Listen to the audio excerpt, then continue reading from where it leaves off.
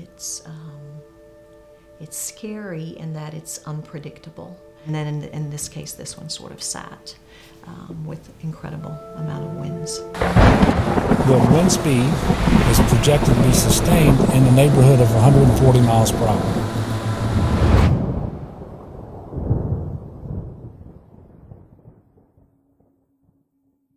The wind was whipping, and we heard a big boom. And the big boom was a tree. The tree just came down our podium.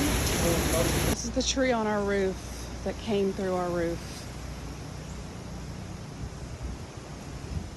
Huge tree. Walked outside of the front of the house and could see that it was on top of my house, and then there was water coming in my son's room.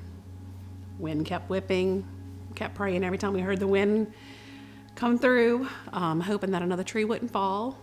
Then we lost our chimney stack and had water coming through our fireplace. And it's pretty scary, especially with an 11-year-old in his room at the time when the tree hit, and not knowing if we were going to be safe if another tree would hit again, and didn't know where it was coming from, kind of thing.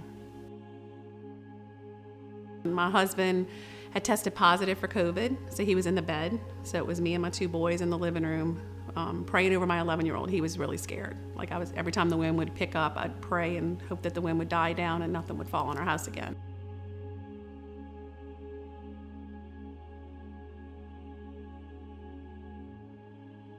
So this is my sister-in-law's house.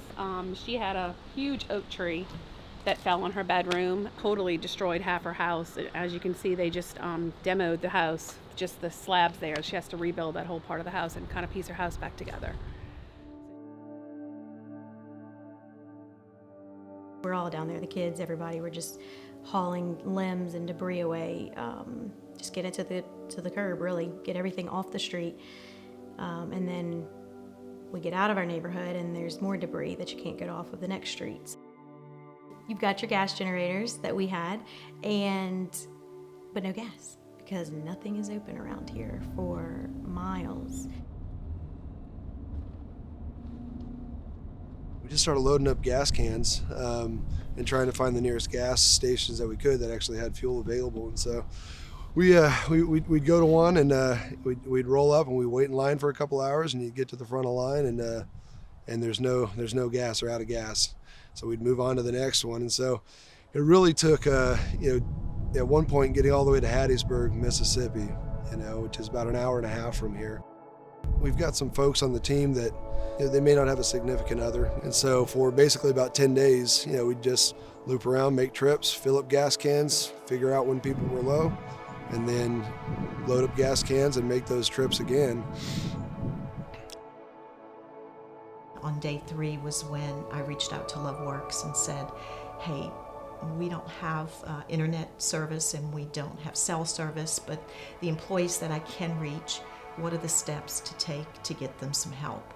We have, on this team, we have some single moms, and it becomes, how long will it take for the power to return, and is it safe for me to stay in my home with my 3 children?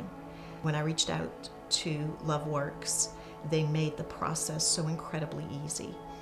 I truly believe in Loveworks. I've been employed with Movement almost 9 years come March, and I've always contributed from day one. Somebody reached out to me right away when I applied, asked me what was my immediate need.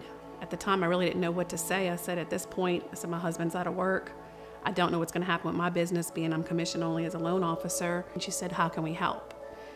And I was just grateful that she asked that question, and I said, if you can just help me with my mortgage payment, that would relieve so much off of me, which was a blessing from above for sure. I had only been working for Patty for a month for Movement, and so I didn't know what it was, and she explained it all to me, and I still didn't know what it was, even after she explained it to me. But she encouraged me to use it, to take advantage of it, and this is what it was for times like this. Family of 6, and refrigerator's down, there's no grocery store open, food is dwindling and nowhere to go get anymore.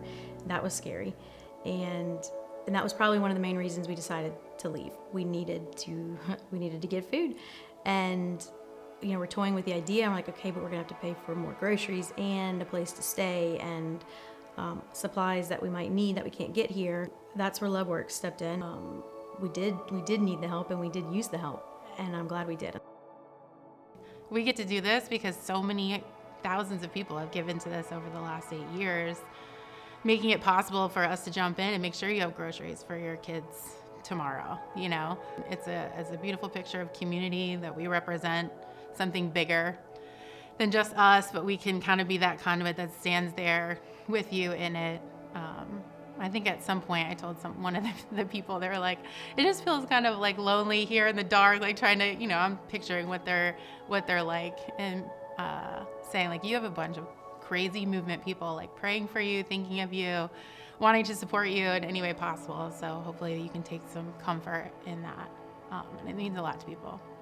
Honestly, the best way to describe it is Loveworks, because it does, and there's no place like this.